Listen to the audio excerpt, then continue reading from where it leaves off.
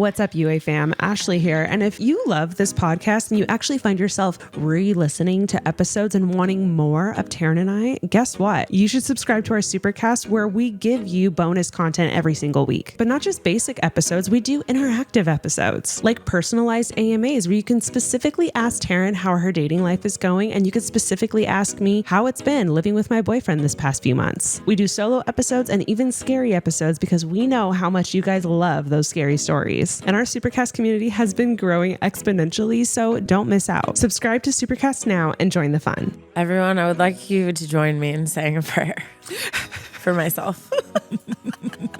I will be able to get through this episode. Yeah. Go ahead, Ash, pray for me. Dear Lord Jesus, please heal Taryn from the inside out for all of the mistakes she made this past weekend. Amen. Amen.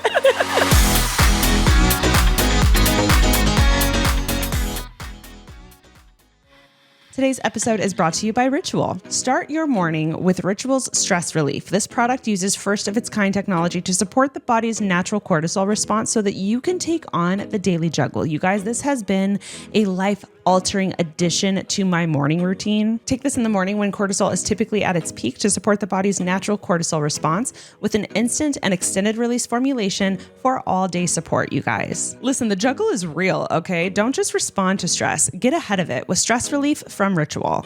Get 25% off your first month at ritual.com/advice. Start Ritual or add Stress Relief to your subscription today. That's ritual.com/advice for 25% off.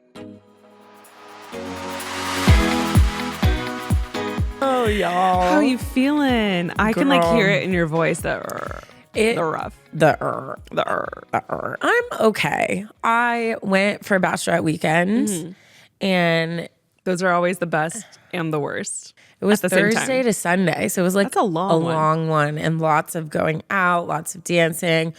I am old now and I felt it. And I also just got back at 3 a.m. this morning.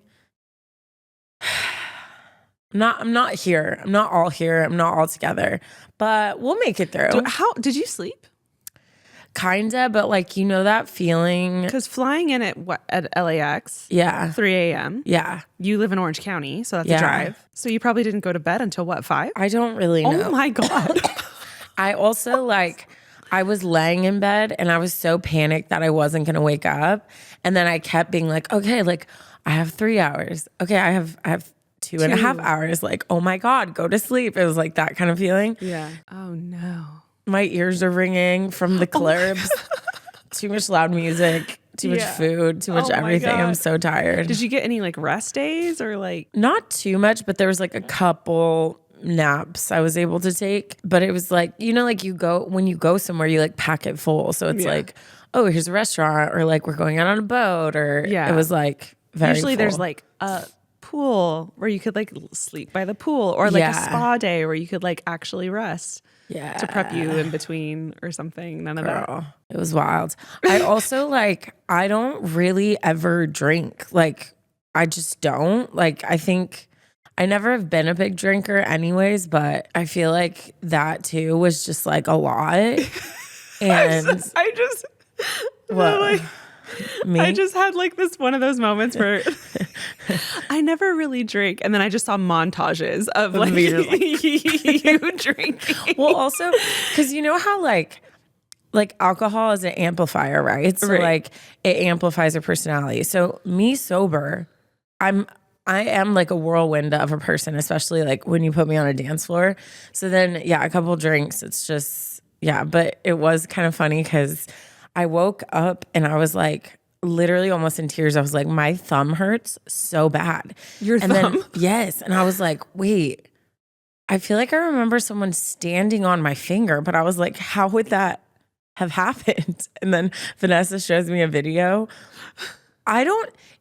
It's like a little bit hazy, but I remember like I was dancing and I think I dropped something.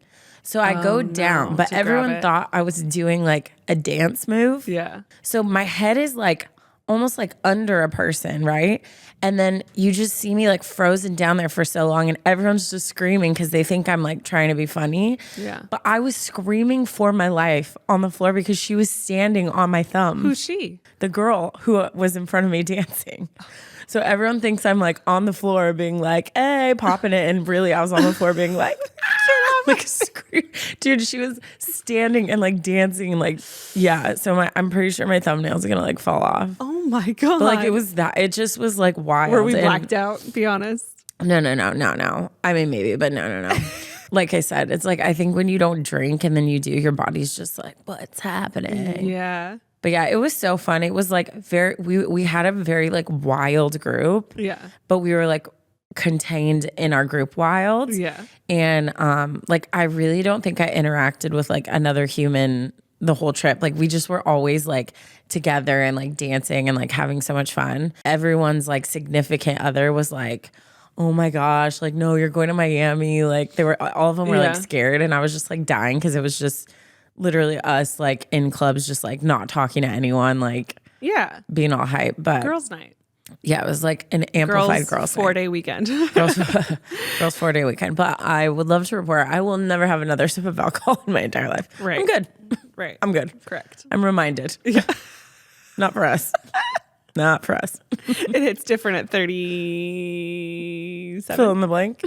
However old. I think I added 20 years to my life this weekend. But how are you, Ash? I'm doing good. Do you want to explain that you have a little visitor? I don't know if you can see her. There are 3 of us here. I brought my dog with me. Yes, she's here. She is literally asleep in my lap. I don't even think, if you're watching on YouTube, like I don't even think you can see her because she is just knocked out on my lap. Take a picture. We'll take a picture and post it to socials. But she literally gave me the fright of my life yesterday, and like I think fainted, and she's totally fine. Took her immediately to the ER, and like we checked on her and made sure her vitals were good. Everything's good. They thought she might have been dehydrated, but they said to keep a close eye on her just in case we see any other symptoms pointing to like something more serious. So she's in the studio today, and she's literally just knocked out in my lap. Isn't it wild how like the anxiety that comes when like your dog acts in a way that you're like, wait, what was that? I like when it happened, I was like grabbed her and like tried to like look in her face, but couldn't because she like was kind of slump. But my boyfriend was there, saw the whole thing too, which I felt like I needed because I tend to be like, oh, was I making that up? No, absolutely. Was that in my head? Well, also like we are dog people to our core, so like it's like they can sneeze a certain way and we're in the ER. Like, that was weird. Yeah. That was weird. So like I was really glad that he was there and saw the whole thing too. She also like when she was coming to, she like lost bladder control and like peed all over me, which she's never done before ever.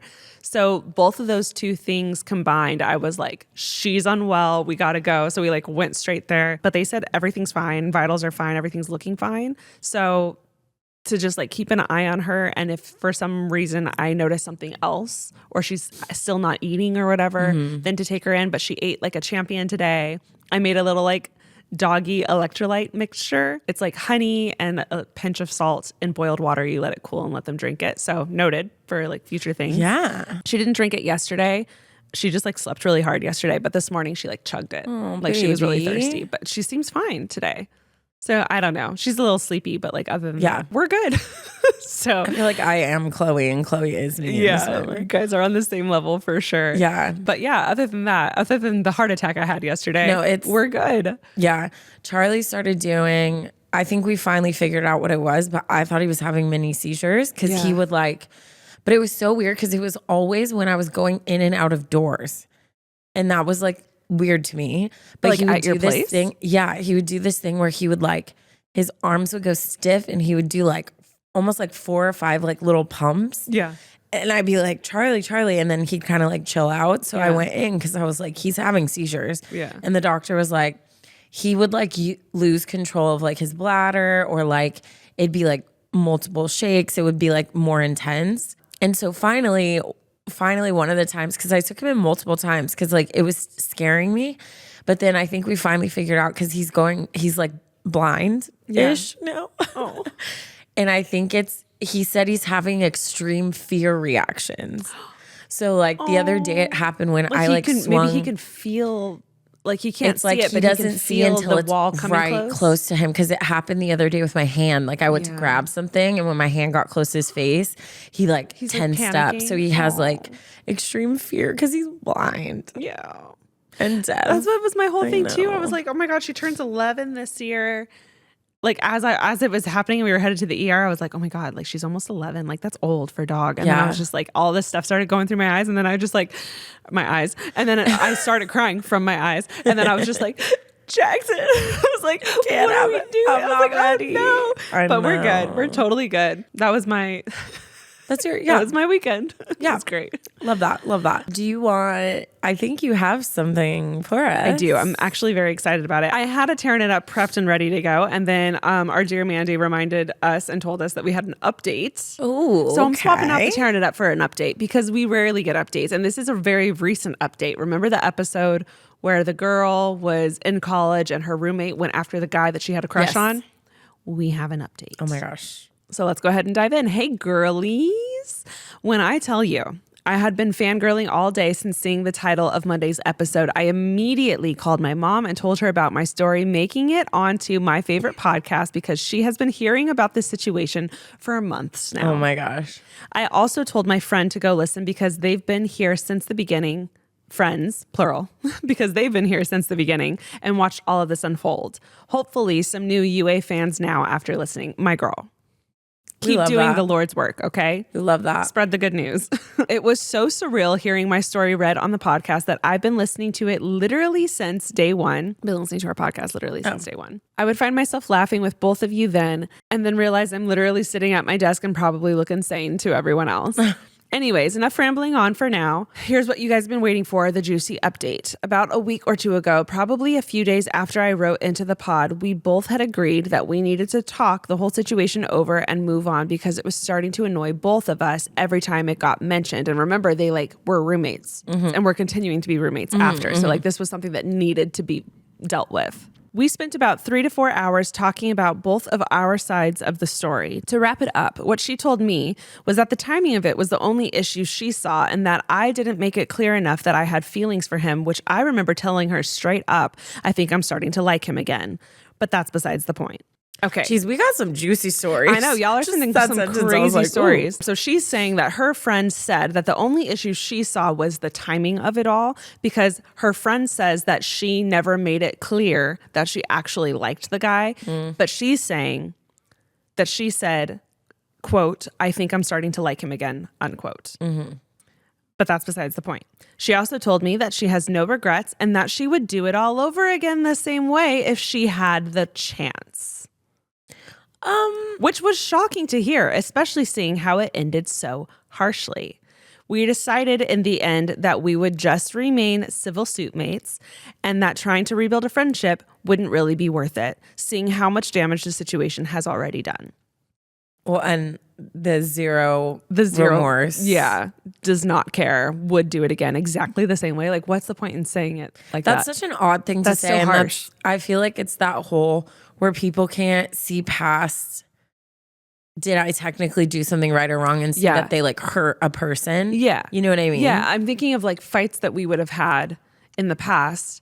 And I don't think I could ever be and I would do it exactly the same way. Even if you honestly felt that. Maybe you feel like I carried myself the way I did, but if you're sitting there with someone who's saying I hurt you, I'm still gonna apologize. You're gonna be like, I'm really sorry if this hurt you, and at least at the very least recognize the fact that your friend's feelings got hurt, right? That's wild. That's crazy. That's crazy. I don't have any ill feelings toward her as a person, but I do see a lot of growth and learning that can still come for her in the future. I love you girls so, so, so much, and I can't wait to see what the rest of this year brings for UA. And when she adds, P.S. She, Ava, calls him Brody. Jabba the Hutt now, which is absolutely ridiculous. And I thought Taryn would get a good laugh out of that or tell her not to insult Jabba like that. Jabba would never. Jabba would never. Jabba would never. He might throw your whole family into the monster bit, but he would never. I mean, I feel like this is one of those moments where you kind of have to okay, lesson learned. And just your sweet May, I don't even want to call her friend, showed you all of her cards and showed you who she is. And that's one of those things where you just go, okay, noted. I would never trust you with anyone or anything or my life because you clearly are a very selfish person. And it's just like, okay, we'll never be friends. We can't change her, fix her. I like what you guys came up with. Like, clearly we have to be like polite and civil because we live together. Yeah. But we're not going to try to get anything else out of this because how can you? Yeah. It's just, I just really think it's like, we all have had those people in our life. It's a very specific type of person who is only able to see the world through their own lens. Like, they don't think about how other people might interpret what they do. They don't think about, like which this is not a true statement because I'm very girl code to like the core. But if I think, oh, well, if I had a crush on a guy and you dated him, like, I don't have dibs on him. So why is it a big deal if I do it? Like, I'm only thinking about the situation in the way I think. Yeah. So this girl sounds like she's a type that's like, it's not a big deal. Like, well, I could have waited like a week and then it would have been fine. Yeah. But she's not thinking about the way that her friend is interpreting it. Yeah. And obviously she felt more like this was like inappropriate. Yeah. So it's just, and her like, well, I do it the same. Like, all I see wrong is the timing. Like, she's just not able to actually look outside of her own circumstance. Yeah. And she probably does regret it, but she can't let her mind go there because then it's too much. Yeah. So she's just rationalizing like, I didn't do anything wrong. It's fine. It's fine. Yeah. And I get it. Like, it's not like she walked into a party, didn't know this guy, and like was like, oh yeah, he's kind of cute, and that was it. Like, she clearly, no, I still, no, I know it I'm is. Like trying to I get that there was nothing had actually, I think to the roommate's perspective, in her head, I think she was thinking nothing actually happened, so this isn't wrong, is what she's thinking. But like between her and the guy, but no, between. Okay, I'm going to say our girl and then the roommate. Yeah. Right? I think the roommate's perspective is our girl and the guy never got together. Nothing was ever said. Nothing was ever claimed or clarified. So because of that, she's like, well, it's not like I'm doing something wrong. They're not an item. They're not a couple.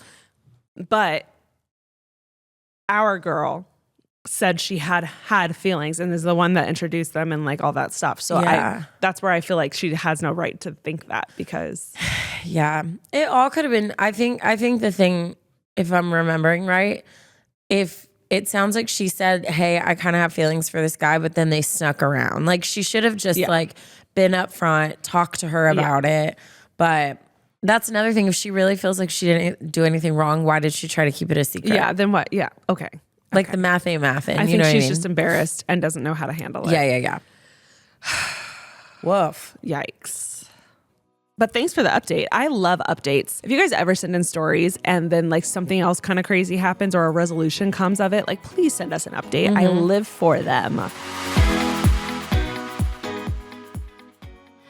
Today's episode is brought to you by Ritual. Start your morning with Ritual's Stress Relief. This product uses first-of-its-kind technology to support the body's natural cortisol response so that you can take on the daily juggle. You guys, this has been a life-altering addition to my morning routine. In your day-to-day life, you never know exactly what's going to come at you, and sometimes you kind of get blindsided by the things that pop up. And the thing that has really affected and changed my life has been Ritual Stress Relief. This is something that I can take on a daily basis that helps me kind of balance the daily juggle. And that way, when things come out of nowhere and blindside me, I'm ready. I'm prepared. If you've been following me for a while, then you already know I have been using Ritual for years. I love their daily protein. I love their symbiotic and gut health. I love their women's daily vitamin. And now I'm also obsessed with their stress relief because it's designed to optimize the release of a trio of clinically studied ingredients to help the body manage stress better. Showed in ashwagandha has been clinically studied to support normal cortisol levels and reduce stress. stress. Suntheanine L-theanine is clinically studied to provide quick stress relief within the hour and a non-drowsy sense of calm, which I need that. And then, of course, Afron Saffron is clinically studied to promote a positive mood and reduce stress. Take this in the morning when cortisol is typically at its peak to support the body's natural cortisol response with an instant and extended release formulation for all-day support, you guys. Listen, the juggle is real, okay? Don't just respond to stress. Get ahead of it with stress relief from Ritual. Get 25% off your first month at ritual.com/advice. Start Ritual or add stress relief to your subscription today. That's ritual.com/advice for 25% off. Okay, back to the episode. All right, shall we jump into the first story? Yes, please. This one is titled, "A Girl is Sending Inappropriate Photos to My Boyfriend." Absolutely not. Jail. Absolutely. Dude, has that ever happened to you? No. There was one. The audacity. Yeah. I'm sorry. What? Yeah. There was one time I was sitting on the couch with my ex and he got a text message and opened it like next to me. And it was on voting day. I think I've talked about this before. Oh, and it was literally, the girl had sent, she had like this tight tank top on and like some good size knockers. And it was literally like, basically just like her boobs up to like her chin. And she just sent that like a, look, I voted. But I was fuming. Fuming. But then I also got so mad at him because I'm like, why is it like nobody's gonna send a photo like that just to like a random coworker? Like, why does she feel like she can send this to you? It's why send that to anyone directly? Unless like I've seen people do that with like stories. Yeah. But the like, direct text is wild. The direct text is wild, like, especially to someone who's in a relationship with someone. No, first of all, I would never send a photo like that to anyone besides the guy I was interested in. No. And I definitely wouldn't be sending it to a guy that like is just a random coworker. Right. That's kind of wild. That's kind of wild. I still. He's like, why are you mad at me? I didn't send the photo. I'm like, yeah, but why did she send it? Anyways. Hi, Ashley and Taryn. I hope you are both well. I'm not. But Ash is. I'm here. I'm doing good. We're trying our best. Holding it down for the two of us. We're really trying our best. I've been listening to your podcast for over a year now and love hearing your perspective on the different situations of your listeners. It also makes me not feel so alone as I can relate to a lot of them. Yay. Here's something that recently happened to me, and I would love to hear advice from you both. I would like to remain anonymous, please. Of course. You got it, girl. Your wish is our command. Thank you for taking the time to read this email, and thank you both for your amazing podcast. I look up to you both so much. We love you. We love you. So, I've been in a long distance relationship for over a year and a half, and it's been easy. Girl, tell me your secret. I was just going to say, can you give some notes, some like things to do for Taryn? I've been dying. I thought it would be more challenging as I've never been in a long distance relationship before. However, the flexibility of our jobs allow us to see each other every month. We're both from Europe, but we do need to take an airplane to see each other, and it's about like an hour, 45-minute flight. Our relationship has been good until recently. In January, he came to visit me for a birthday week. And while we were preparing dinner together, I saw a glimpse of a girl who sent a photo of basically her butt in leggings. I didn't say anything as I didn't want to make a big deal of it. Hate that. I hate it too. Okay. Yeah. She said, by the way, this girl was someone he used to have a sexual relationship with before we met. Why are they talking? Changes everything. She should be dead to you. Yeah. Anyways, cut off. We'll get to it. In February, it was my turn to see him for a week as well. And when we finished having lunch, I saw that the same girl sent a photo of the tattoo on her thigh. After that, my mood changed completely. Right. I felt disgusted and humiliated. That night we were at his office. I was reading and he was working. It came to a time when he asked me if I wanted to watch a movie that night, and I said yes. He connected his laptop to the TV, and I saw a new message from the girl, and I said, what does she want now? Another opinion about her butt or her tattoo this time? He didn't expect my question, and it clearly made him nervous. He just said, yeah, she asked me how much I thought her tattoo cost. After a while being silent, he asked if I wanted to talk about it. And I told him that it was not normal that another girl was sending those type of pictures and that I didn't understand why he was allowing it. He said that he didn't want to be rude, but if I check his replies, they're all just stupid emojis and cold answers. He said that he thought she would get from his messages that he wasn't interested. I told him that if he's replying, it's being interested. Yes. He said that he didn't want me to feel that way and that I don't have to worry about that and he'll put a stop to it. He assured me that he just wants to be with me and that he didn't want anyone else. Okay. He also said that talking with her was like talking with a guy friend as they've known each other for a very long time. I told him that I also had a lot of guy friends, but I don't receive shirtless pictures from them, nor do I send inappropriate pictures to guys who are in relationships. Yeah. He apologized about the situation. He said that he would talk to her and repeatedly said that I don't have anything to worry about and that he loves me. She puts, we're okay now, ... I think. But for some reason, it made me insecure and anxious about our relationship. No, that's normal. Mm-hmm. That is normal. It made me question if there are other girls sending him those type of pictures. What else did that girl send him aside from the two that I saw? Is he being sincere that I don't have anything to worry about? Please tell me what your thoughts are. Am I being paranoid for nothing, as he already assured me that I have nothing to worry about? I need to hear from you girls. Thank you. Love, Anonymous. Wow. Yeah. Wow. My brain's going in like a million different directions. But like, I'm just going to like start at one. Assuming that this is the first conversation you've had about it, I liked his response. Yeah. Like if that was just like a genuine mistake, he didn't know, that was the first time you said, hey, like this is a boundary of mine, you shouldn't be texting like that. Like I think he had a good response. I love that he was like, do we want to talk about it? Like he even like initiated the conversation. Mm-hmm. Love that. And I love that he made it clear his feelings for you, his like desire to like be with you in the future, and said that he would put an end to it. Like loved all of that. So that like adds points to the initial like he's trash thought that came in my head. But then also I think you're being too harsh on yourself. I would naturally start second guessing everything. And I think it's only going to take time of you seeing not only him cutting her off, but like choosing you repeatedly over and over again for an extended period of time to feel comfortable again, because that would throw anybody off. Yeah. I think like when you choose to trust someone, you like live in this bubble where you're like, everything's good, I don't have anything to worry about. And then the second even the tiniest thing happens, like you reach for his phone and he like grabs it back. Mm-hmm. You see a text from like a girl and you're like, who is that? And he answers weird. Like the slightest thing can happen and cause you to like all of a sudden it's like puts a crack in the window and then light just like floods in where you're just like, wait, is there something I need to worry about? Like, am I being blind to something? And then all of your insecurities come in, all of your like past fears, all of your like situations friends have gone through that you're like, oh my gosh, is this me? Am I the person out? Missing this? Yeah. So I don't think it's crazy that you have these feelings. And I think it does take time to like reset and for you to watch and pay attention to the way that he's moving and be like, okay, I think this is like someone I can trust and this was just like a one-off situation. Mm-hmm. I will say though, it is so annoying and it is not a valid excuse, but I've heard it so many times where guys will say that like, well, I didn't want to be rude. Like, right.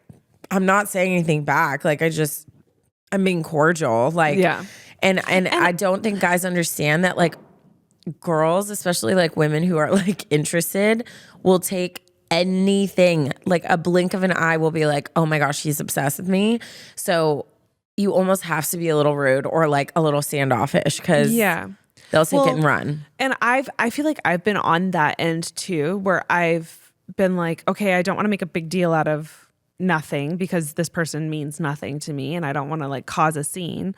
But I think the older I get, the more I'm like, no, what I want to avoid at all costs is Jackson questioning me. Exactly. Like whose feelings do you really care about? And so like let's say like this random friend of mine that we used to text all the time, like whatever, and it was nothing to me.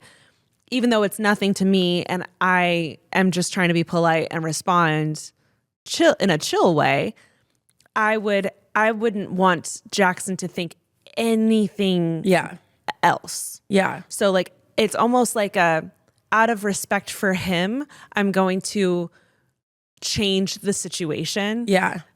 Again, even though I know nothing's going to happen, even though I'm not even thinking about this person in that way, it's more of like a defensive thing for our relationship, if that makes sense. Well, and it's, again, I've said this so many times and I will die on this hill. Yeah. I will die on it. But every single cheating situation, like crazy mistake that can be made, like in a relationship, can be traced down to one simple, innocent decision that you were like, I just was responding. Like it wasn't anything.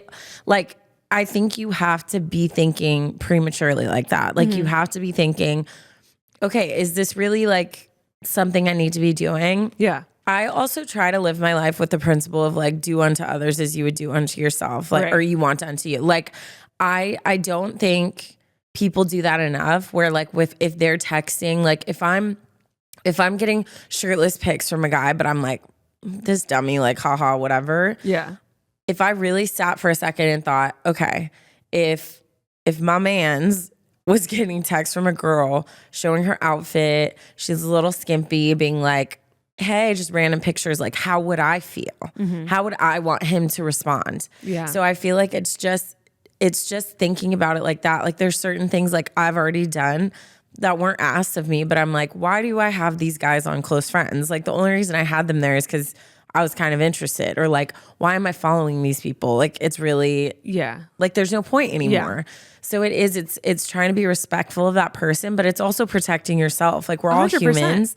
We all have times of weakness. So how do I like create my own barriers around myself to just ensure that like I'm not going to do anything that I'm going to regret one day, you know? 100%. Even like the other, well, it wasn't the other day. It was like, I mean, it was probably like a year ago now, but there was a guy that I had always talked to on socials. We'd never met in person, but it was kind of flirty.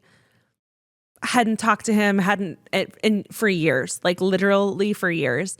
And then he clearly is like single again or something, and like DM'd me, and I like checked, and there was a bunch of them, and I like had no idea. And it was one of those things where it was like, okay, I'm gonna unfollow, and I'm gonna ghost, and I'm gonna do these things, not because I don't like the guy. He seems like a great guy. Yeah. But like, why would I continue something like that when I'm in a happy, committed relationship? There's no point. I'm okay with appearing rude.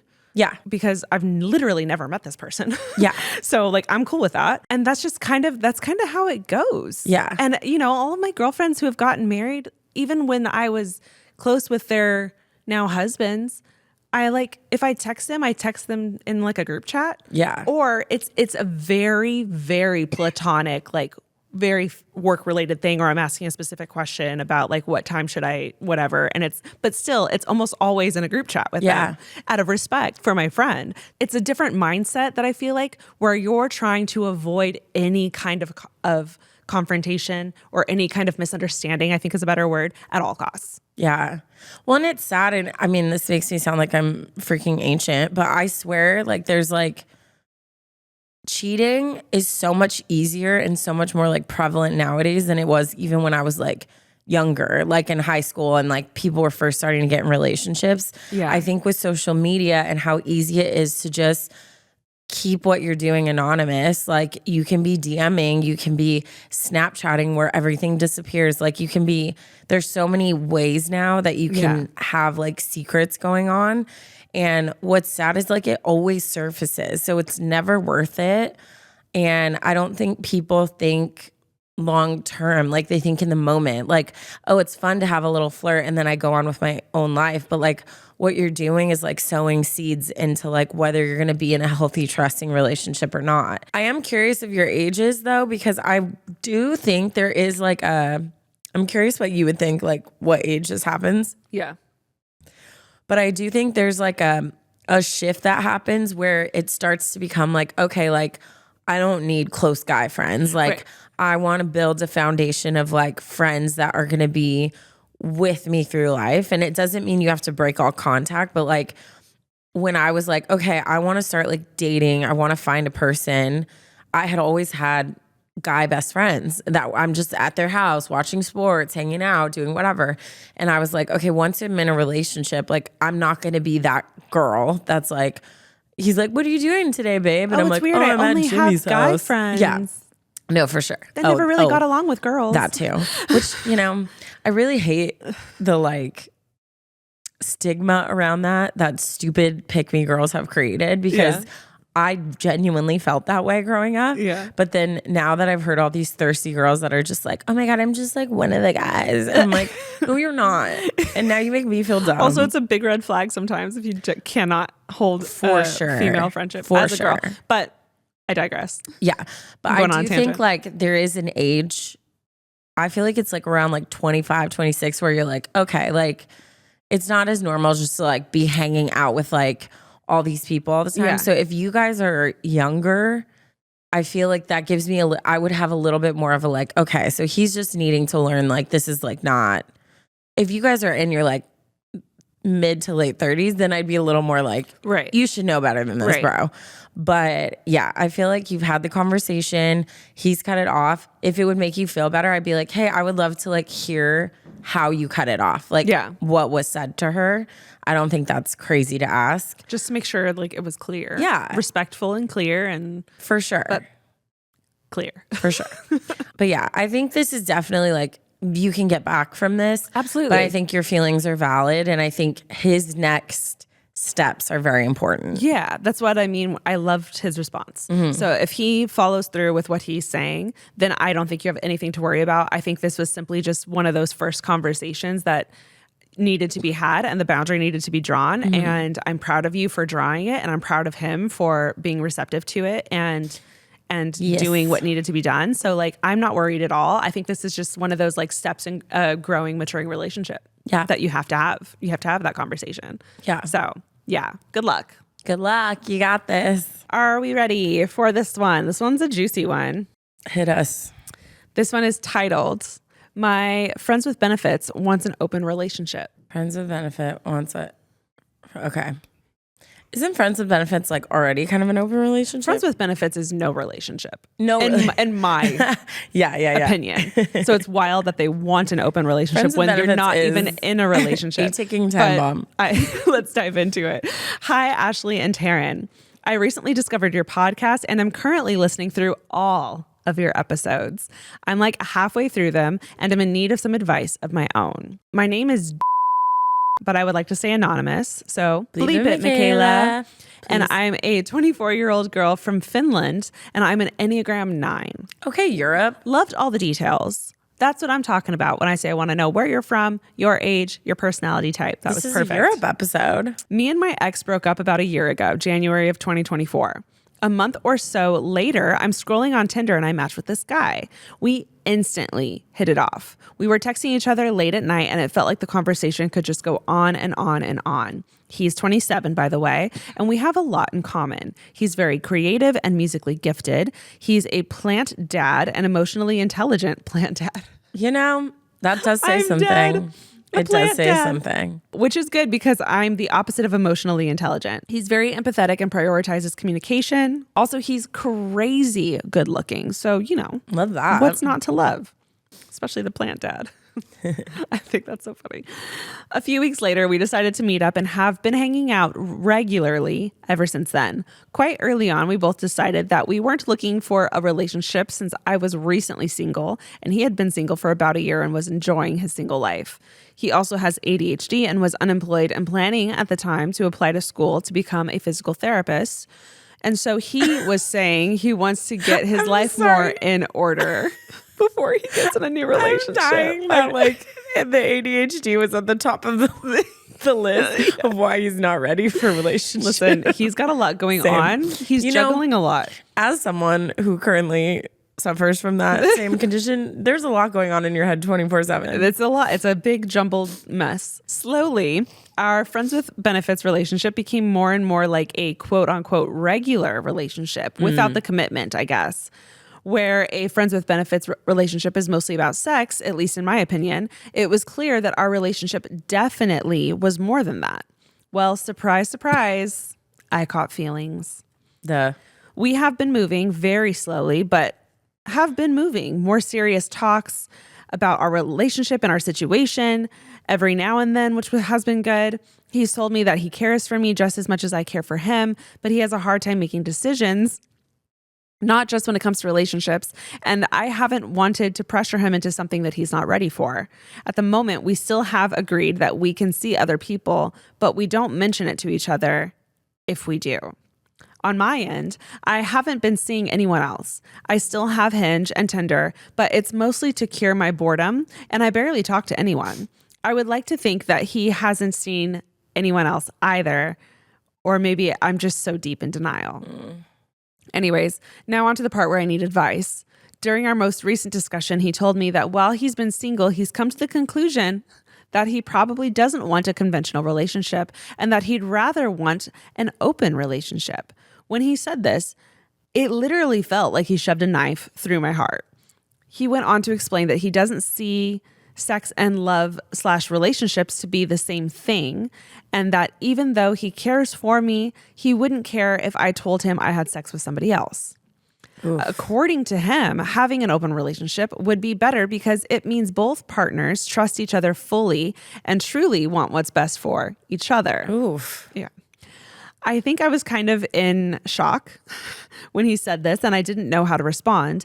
We've been meaning to have another discussion about it soon where I can ask him all of my questions, but we haven't yet.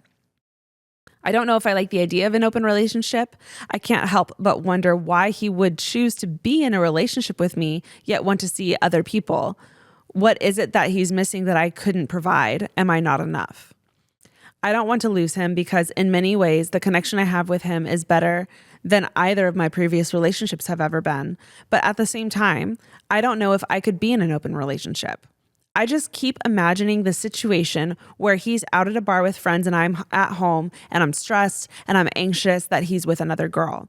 I don't know what to do. Any advice you could give would be deeply appreciated. Love, Anonymous. I'm going to do something that I try to never do. Do it, Darren. And I'm going to be blunt.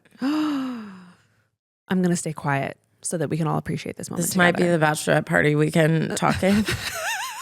So take it or leave it. Okay? Yeah. And I'm holding your hand and I'm honestly picturing that you're Ashley telling me this. That's how I see everything. I'm like, she's looking you in the eye. You're my bestie telling me about this. I really think that this has run its course.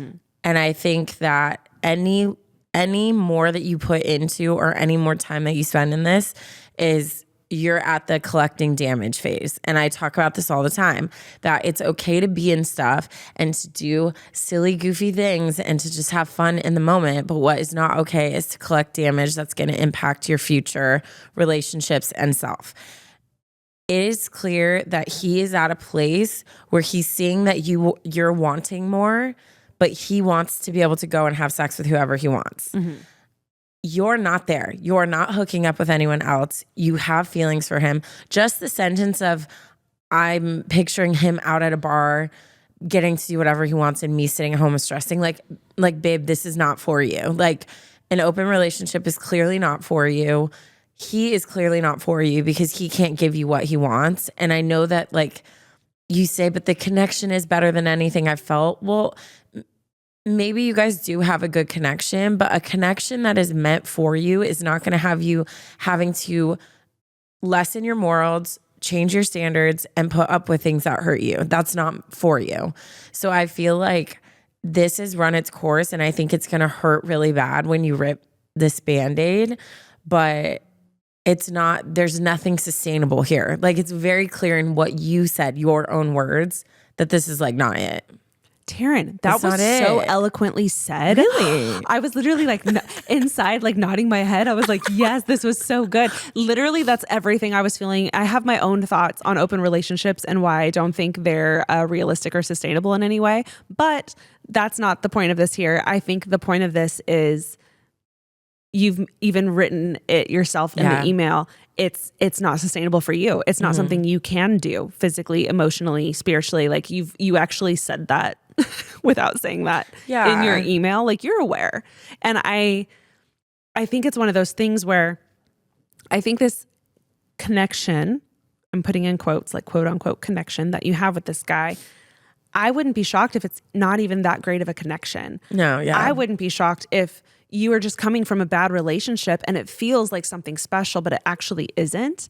And I am going to go ahead and say, I bet when you cut this guy off and go start living your life for you and you're not being held back by this possibility of a relationship with this guy, I bet you the next person you meet is like, you're going to have an even better connection with, because it's going to be real, and because you guys are going to have shared morals, because you're going to have shared ideals and like shared values. And I think once you enter into a relationship with someone where you share those things, you're going to be like, whoa, this is what a connection feels like. And I get it. Like, I understand, like, coming out of a relationship and like diving into something like fun and exciting and fresh and new can be so intoxicating, and it can feel like you have a great relationship and maybe you do have like a smidge of chemistry, but that doesn't mean you should end up with that person. Chemistry and a connection doesn't equal long-term committed relationship. It just equals in the moment.